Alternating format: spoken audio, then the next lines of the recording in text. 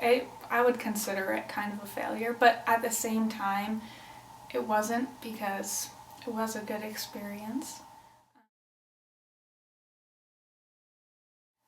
Hello. Hi. Thank you for coming and visiting with me.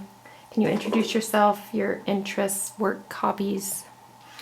I'm Colette. I'm a sophomore in college. I'm studying microbiology. I want to go to medical school.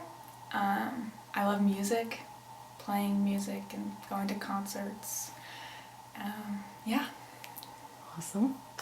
Okay, so today we're going to talk a little bit about an experience you had through high school. So will you take us back to high school and when you decided to join the track team, right? And what went into that decision? Yeah, so I grew up dancing, and then my sophomore year of high school, I decided to quit dancing because I wanted to be on a team at the high school.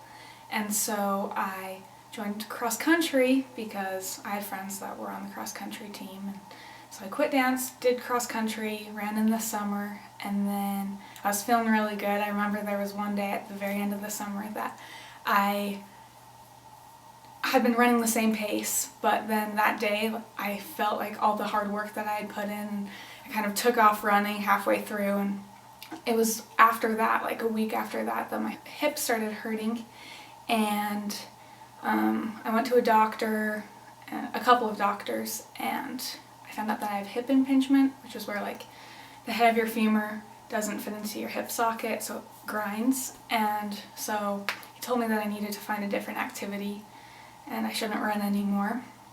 So I finished out the season, even though I got slower as I ran further and practiced harder. And the last meet, all of my teammates set personal records, and I ran one of my slowest times. And it was really discouraging and kind of embarrassing, but I knew that I still wanted to be on a team at the high school because I loved getting to know new people and just being a part of that experience. So I decided to join the track team to do high jump because that only requires running 7 steps rather than the 3 miles. So I did that, and it was so great. I joined because I knew people that were on the track team because they also ran cross country, but I met more new people, and I actually found success, and it was a really awesome experience. Cool. So I remember I knew you well when you were running, and that was a difficult time because it wasn't going how you wanted. Right. It was really hard. I just have some pretty vivid memories of at the very end of meets. You just ran 3 miles. You're supposed to be tired, but I wouldn't be able to run very fast because my hip hurt. And at the end, I would have all this energy, and it would be so frustrating that I was slower, and I don't know.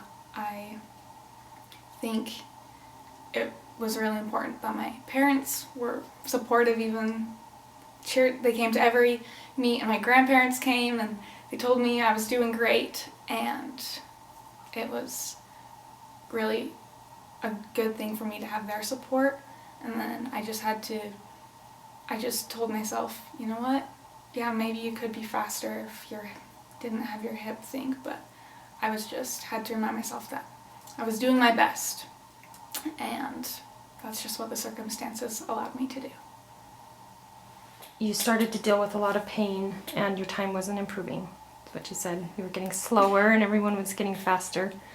And you said that was discouraging. So I want to know a little bit more about that, how you coped and how you mentally, I feel like emotionally and mentally that would be difficult, not just physically, but how did you work through those feelings of discouragement?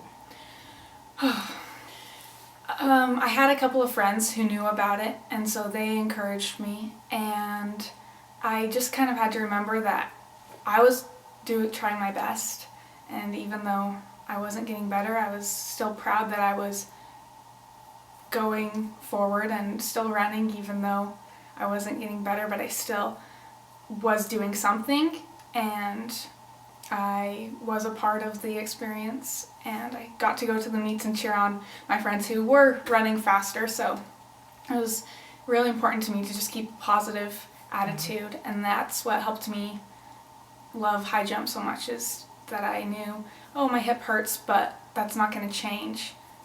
What's going to change is, I can meet new people, and I can have great experiences going to different meets and stuff like that.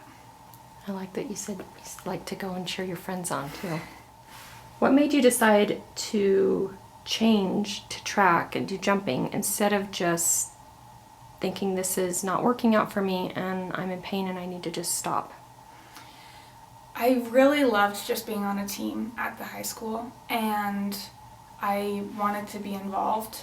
So I think there was definitely a point where I just thought, okay, that didn't work out. I guess I'm not going to do anything.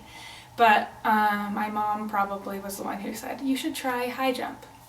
And it was nerve-wracking for me to go in and just, I didn't know anybody on doing high jump, but it was a good thing for me to get out of my comfort zone and to try something again. And I don't know, if I had failed and it still hurt my hip, I like to think that I would have tried something else. I would consider it kind of a failure, but at the same time, it wasn't, because it was a good experience. And high jump worked out, but I think, like right now in my life, every time I have a failure and then I pivot and try something else, it's not going to be, the best experience ever. It may be okay, good enough, or it may be another failure, and I think that that's something I'm trying to work on still, is just learning, as long as I'm moving forward, no matter how many times I fail, I think I'm happy with myself. As long as I don't let the failure just say, okay, I give up, I'm done. I'm not going to work towards my goal, whether that's trying to be a part of a team at high school, or if it's going to medical school, or anything like that. That's great perspective. So what have you learned from this? Do you feel that this experience has affected your life? Definitely. Two things that I've learned is, one, to just adapting. If all the time, especially right now, life is full of disappointing experiences, or I have a plan to go do this, but it doesn't work out. So I think that just learning to adapt and pivoting, not stopping moving forward, but just changing the route, has really helped me in all sorts of different aspects of my life. I want to go to medical school, and I think this really drove that interest as well, because I met with such great doctors, and it really helped me understand what was going on, and I think that that's really drawn an interest to me in being a doctor and helping others. You did end up needing surgery. Yes. And how was that experience? Really good. I'm glad I didn't do it sooner. Mm-hmm. I guess I could have done it earlier and then run cross country the next season, but I didn't think it was necessary at that time. And I really don't have hip pain so much anymore, and I can run.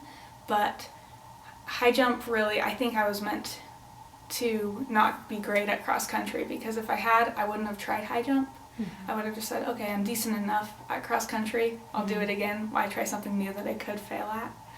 And so, but it made me try something new, and I really, really enjoyed high jump. And I love that from that experience now you kind of want to, it kind of gave you purpose to want to help people that have gone through similar things. So this is kind of a repetitive question, but do you see any blessings from this journey?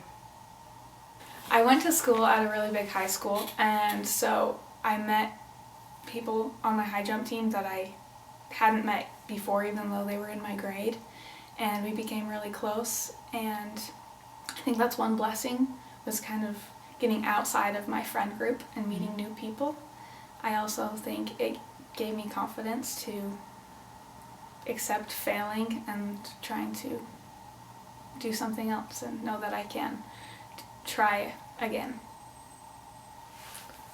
I love that you said it, accept failing. I just think that's such a good way of putting it, that if we can do that, then we can actually move forward. Right.